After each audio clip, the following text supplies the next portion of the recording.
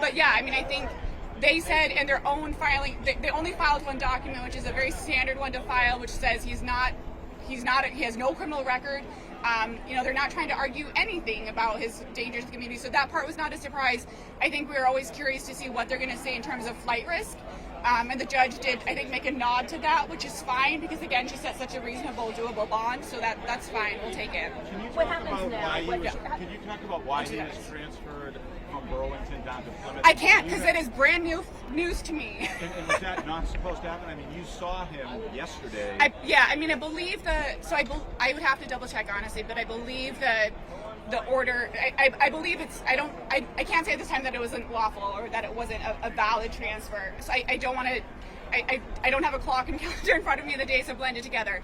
So that being said, it's always nice when we're told where a client's going to be, wherever he's going to be transferred to. So that is news to me, and it's not fun to learn in a courtroom. And I guess people at home want to know right now, so he's in Plymouth, yeah. It's $2,000. Yeah. Where does that money come from, and when will he literally walk out of federal custody? So there was a GoFundMe page set up, which people very generously donated to, so there's more than $2,000 in there. I'm assuming that's going to cover bond. And we do have, there's a close family friend who is staked out in Burlington outside the ICE facility where I'm guessing some of your colleagues are, to make sure that transfer, that actual payment goes through. Most of it's online, but to actually pick up any belongings that he had taken from him, so she's there to do that. In terms of next steps, you might have heard the judge did set a next hearing date for a couple weeks from now. That's really a placeholder, presumably when he gets released. When he gets released, hopefully later today, that hearing will go away and he'll be on the regular docket. So his next hearing date might not be for like a few months, 6 months, a year. The immigration court system is broken, so I have hearings scheduled as far out as 2029. So it's just, we're going to have to wait and see what date he gets. So what does he do in the meantime? How does his life proceed now? Does he go back to school? Does he play volleyball? He will for sure go back to school. I think his team did lose in the semis, so I don't think he's playing volleyball right now. Probably because he wasn't there. He's going to go back to church. He's going to go back to his girlfriend of 2 years. He's going to go back to finishing out the school year. I'm hoping if his teachers are listening, just give him A's, especially like in civics. And does his last visa still mean that what happens if he be arrested again? He probably, it's unlikely to be arrested by ICE again when you've been released on bond already. So I think he'll have that certain level of security, but it's hard to know, and times are changing, and if it's not him, there's so many people in his situation who came here as kids who are vulnerable, and I know it's really important for him to make sure that people, when I spoke with him yesterday evening with co-counsel Miriam Conrad, who filed the habeas petition, what's really striking is this kid has been sleeping on a cement floor for 5 days, no access to a shower, he's brushed his teeth twice, he's sharing a room with men twice his age, and he did get to go to a hospital yesterday because we had some concerns about a concussion from a prior event prior to detention, and he had a bad cold. So he was taken to a hospital. He got back to the holding facility essentially at 4 a.m. and then was put what I would refer to as solitary confinement. It was a room without anyone else there. In all of these rooms that people are held at, there is no window. There is no yard time. Because it's not set up for that. So if you're detained here at the Burlington ICE facility, you do not see the light of day. You don't know what time it is. There's no TV. He asked for a Bible. He was not given a Bible. It is complete isolation, and he was held in that solitary confinement room effectively from around 4 a.m. when he got back from the hospital, at least until 5 p.m. When we saw him yesterday evening. Who hasn't asked a question yet? Did you say there's an asylum application? Yes, I'll talk to that. How are you feeling right now, right? Like, it's a good moment that he is released, but how do you feel about this happening, and where are you right now?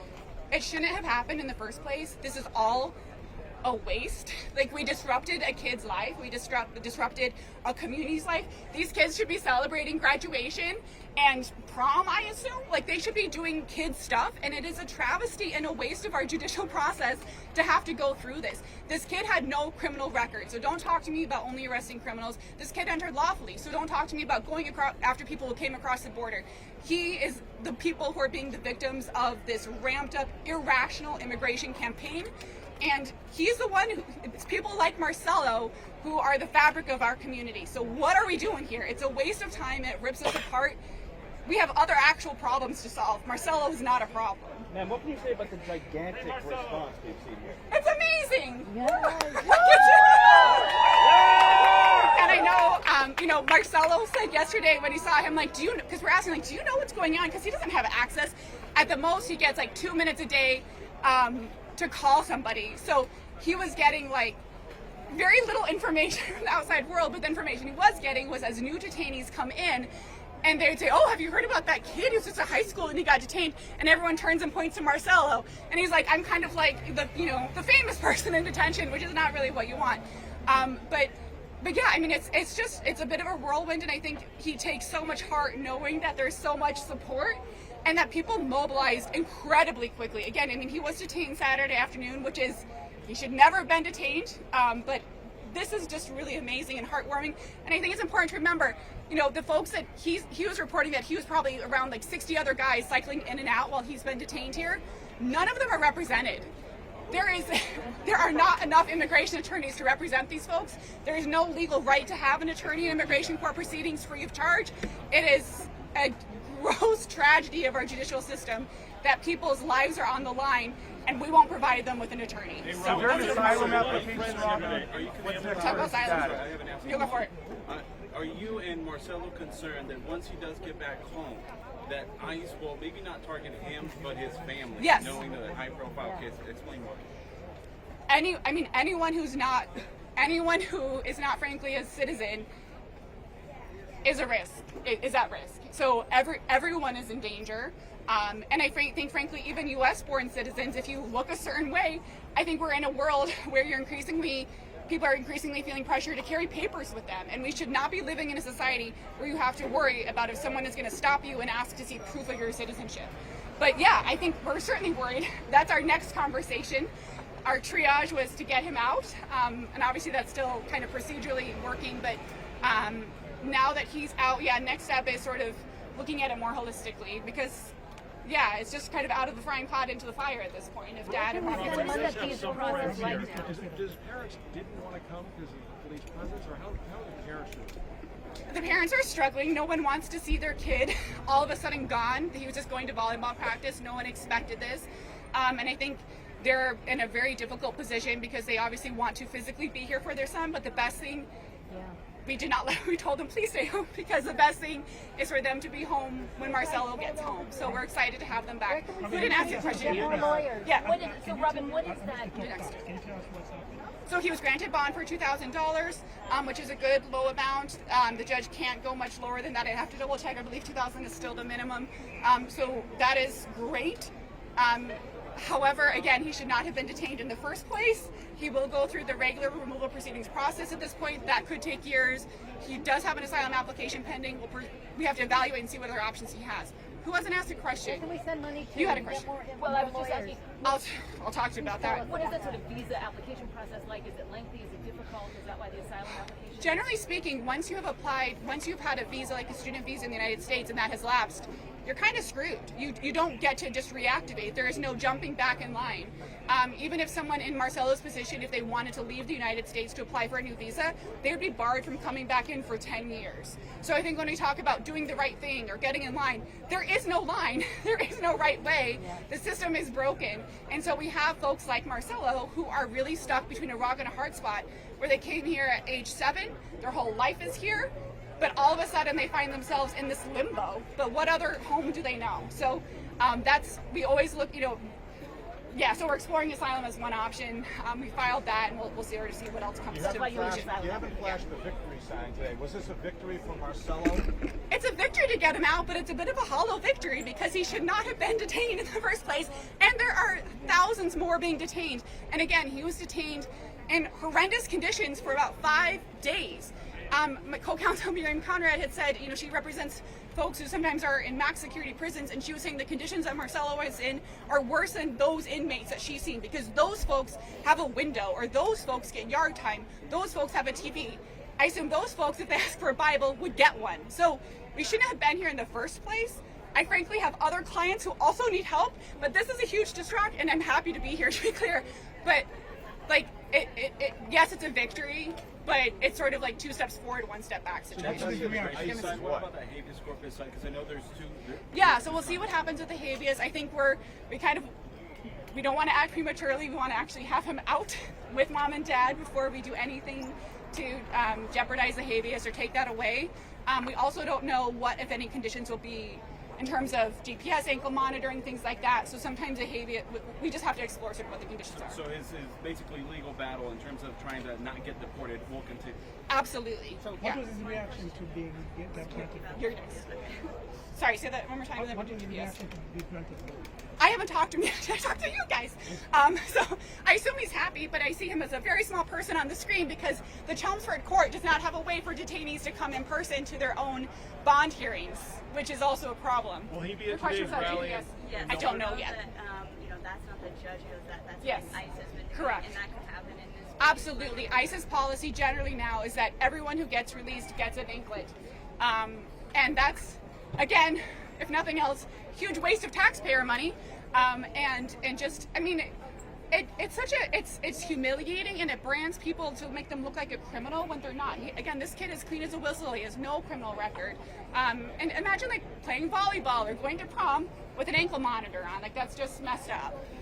How will he play volleyball? I don't know. That's an excellent question. Any of you guys have questions? Any idea on timing? Hopefully today. Yeah, hopefully later today he'll be Do released. you have a message to ICE in the wake of this when it comes to grabbing high school students off the street? I mean, I would like to say a lot of things, but what's arable? I would like to say that I hope the lesson that's taken from this, if there is a lesson, is don't come after members of our community. Target the bad guys if there's bad guys, or also let the criminal justice system do its work. Immigration court is not meant to be a criminal justice system. It's not set up for that. So if you want to make our community safer, show me. This is not that. Do you think some of that raw treatment was on purpose, targeted because of how high profile this case was? I think it was because they don't have enough beds because so many people are detained. They initially were wanting to transfer him to Plymouth, but there wasn't a bed.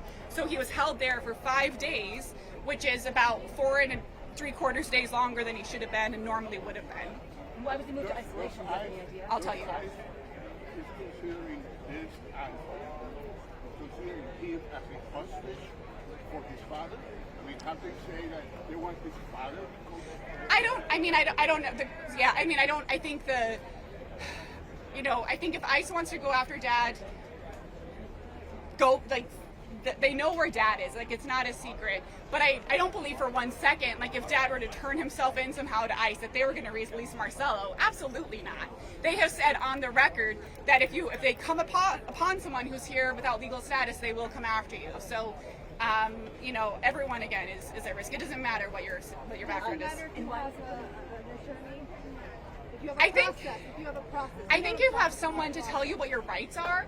I think there's a lot of misconceptions that asylum is only for people who were like active politicians in their home country, and which is so much broader than that. People might not know that there's U visas if you've been a victim of certain kinds of crime in the United States and you cooperate with law enforcement, which people are being increasingly afraid to do, that there's a pathway through that. So I think when you don't have a lawyer to walk you through this process, it's a real travesty.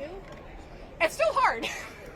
If you do have a lawyer, Yeah, it's still hard. Imagine that if local police would cooperate, it would reduce these so-called collateral arrests. What's your comments on that? I just don't understand the logic of saying if local police departments would cooperate, it would reduce these collateral arrests. First of all, I think it's offensive to call an arrest of an 18-year-old kid with no criminal record a collateral arrest. He's not collateral arrest, he's a kid. Second of all, what crime were you going to ask the police department to get involved in? Even when they've been talking out of both sides of their mouth, but even when you're saying they want to go after Dad, show me the criminal arrest record for Dad. I haven't seen it. Don't you think they'd be flashing that around if they had it? I don't think it exists. Dad says it doesn't exist. So I really question the fact that, if the police departments were helping come after the criminals, they wouldn't have to go through the communities. These are not criminals. And you made the choice. You stopped this kid. It's also a real misnomer. I think they called it a traffic stop. He was, I believe, in a parking lot picking up his friend for volleyball practice in a parking lot for a condo unit, and they pulled in front of him. And a masked man got out, said, do you know why I stopped you? Show me your license and registration. Marcelo said, no, I don't know why you stopped me. And the man said, because you're illegal. You're an illegal immigrant. There was never a moment where they said, are you your dad? Are you a man who's old enough to have an 18-year-old son, or are you an 18-year-old kid with braces? And why was he put in asylum? We were told by a guard at the ICE detention place yesterday, or holding cell, that they thought it'd be more comfortable. Now, ICE has also said that they're not only going after criminals, they say that multiple times. Yes. They're also going for anybody who's just here without stats. Sure. So would that be fair game, even though he's just a kid, even though he's just a high school? Even then, one, I think that's a drastic waste of resources because there are millions and millions of people who are here. But second of all, fine, there is a legal process for that. It's called removal proceedings. It's called due process. That's what this whole building is for. You can put someone into removal proceedings without detaining them. If everyone who was in removal proceedings was detained, there is not enough capacity in the country anyways to do that. It's inconceivable. The backlog at the courts is, again, they're scheduling hearings for 2029. That's because the courts, they don't have enough space in their docket. So imagine if each of those cases, each of those people had to be detained the whole time. The expense, the space, it's not feasible. And it's just illogical. Do you think they were really after his dad? I don't buy that. No, why not? Because number one, they never asked him. They never said, where's your dad? They never said, you look a lot like your dad. They saw that he has braces. They chose to ask him, despite the fact that he very clearly is not his dad, they chose to ask for his license and registration. They chose to ask him follow-up questions about his immigration status. And further, according to their own records, they were at the house when the car was pulling out of the driveway. I would assume that the house has been under surveillance. I assume that they saw who got in the car. And again, I would assume that they can tell the difference between an 18-year-old kid and his dad. His dad is just not an 18-year-old varsity volleyball player, and that's just the case. It just boggles my mind that they can say that. So you do a profiling, So what's their motivation? profiling thing? Yeah. What's their motivation? I think they're trying to terrify us. They have said they're coming after communities in states like Massachusetts that are aiming to be safe and protect folks, and I think that's what they're doing. I think they're coming after us by making it unsafe and making us feel worried and threatened and making us turn against each other. Deal he's most looking forward to having once he's released. Chicken nuggets and Snickers. You said that his visa lapsed. Do you know when that happened? Did ICE figure out when that happened? ICE would have those records. I think it's been at least a few years, but because we've had such a hard time getting access to his records and to him, I don't have the exact date, but it would have been probably a couple of years at least. So it was a derivative, so that usually when mom or dad comes in on a student visa themselves, it's an F1, and then if the child is coming along with them, they can get an F2. So it happens. Yeah, but he was still, there's still rules to follow, where you're still, so when you enroll in school as an F2 or an F1, it's not free. You're paying a public school as if it's a private school. So whatever the equivalent would be for the taxpayer, essentially you're paying that. Apparently he's in Plymouth. He's in Plymouth? That's what we've been told just now. And is he going to be released? Yeah. Yes, he will. When was he moved to Plymouth? Would love to tell you. Did you see him last night in Burlington? Yes. From 5 to 7, we were with him in Burlington, Massachusetts. I don't know if they moved him to Plymouth because they didn't have a way to put a laptop in front of him. I don't know. Oh, so maybe for the hearing. I guess, but laptops work in Burlington. I don't know. No one told us, no. And then your name one more time. My name